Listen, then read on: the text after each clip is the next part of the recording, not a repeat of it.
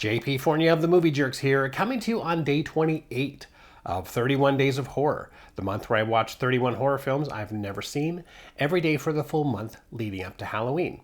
And what do we get for day 28? Well, yesterday we had The Mean Ones. So today we're getting Minutes to Midnight. Oh, that definitely looks like a horror film. Pray These Strangers Don't Come Calling. On the cusp of New Year's Eve, 7 friends and a mysterious backpacker converge at a desolate ski lodge in the mountains when they are systematically hunted down by ruthless, masked men with a cryptic agenda. Okay, day 28. I am definitely watching a horror today, so I am watching Minutes to Midnight. Minutes to Midnight shows some promise at the start, with an opening that sets up the horror genre nicely. With an opening that lets the audience know they're watching a horror film. Then we get a range of B-listed actors popping on the screen one by one, who are usually competent and can make a poor film entertaining. However, that doesn't appear to be their goal for this film. Well, to be fair, Bill Moseley still gives a Bill Moseley performance.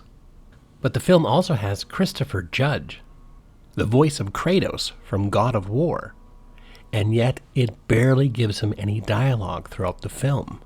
I wish to speak of this no further. It has the typical slasher setup, with a group of unlikable teens partying at a cabin in the woods, and soon get knocked off one by one, but only after the film gives ample amount of excuses to show women's bare breasts. This one does add a slight subplot, with the town sheriff making sure the townsfolk are not partying too hard during New Year's Eve because a storm is a-brewing. Do we see the storm, or does the storm even come into play? Nope. What holds Minutes to Midnight back from being a memorable bad slasher film is how boring the first hour is. Richard Grieco looks like he's struggling to stay awake in every scene. And even the characters in the film complain about being bored. Can I come? I'm kind of bored. Yeah, sure, whatever.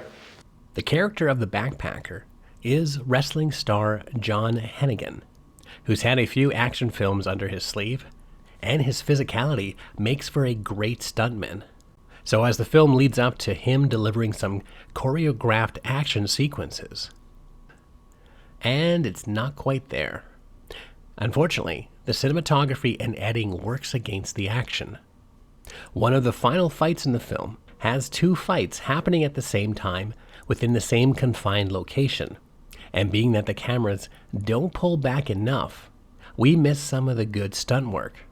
But I suppose I shouldn't be surprised, as the camera people appear to be more talented when it comes to close-ups.